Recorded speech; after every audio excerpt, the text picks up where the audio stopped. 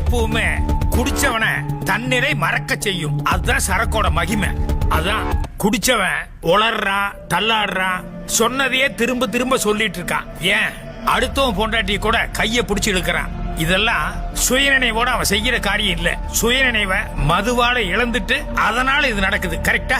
நீங்க சொல்றது கரெக்டா மிஸ்டர் பரசுராம்? புரிஞ்சிட்டீங்களா? அவர் பண்ண தப்புக்கு மதுவும் ஒரு முக்கிய காரணம் அப்படிங்கிறது ஊர்ஜிதமாகுதல்ல. யுவர் ஆனர், அதுக்காக மது பாட்டில கொண்டு வந்து கூண்டுல நிறுத்த முடியுமா? அது யார் கொண்டு வந்தாங்களோ அவங்கள கூட்டு வந்து நிறுத்துங்க. யுவர் ஆனர், மறைமுகமா அரசாங்கத்தை தாக்குறாரு.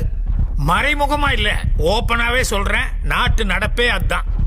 யுவர் ஆனர், அரசாங்கம் மதுபான கடையெல்லாம் திறந்து வச்சுக்கிட்டு எல்லாரையும் கூப்பிட்டு வாங்க வாங்க வந்து குடிங்க நான் சொல்லுது. அப்படி இல்ல, ஒரு டியூப் லைட்ல என்ன தடவை ஒரு பேப்பர் ஒட்டி வச்சோம்னா எந்த பூச்சியுமே கூப்பிட வேண்டியதில்லை, அதாவே வந்து ஒட்டிக்கும். அதே மாதிரி நீங்க வைன் ஷாப் ஓபன் பண்ணா கூட்டம் ஆட்டோமேட்டிக்கா வந்து அலம்புது.